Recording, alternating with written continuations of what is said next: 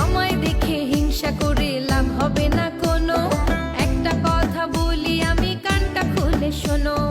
আমার চলন, আমার বলন, আমার কথার ধরন, আমার মতো হতে হলে আগে করো স্মরণ।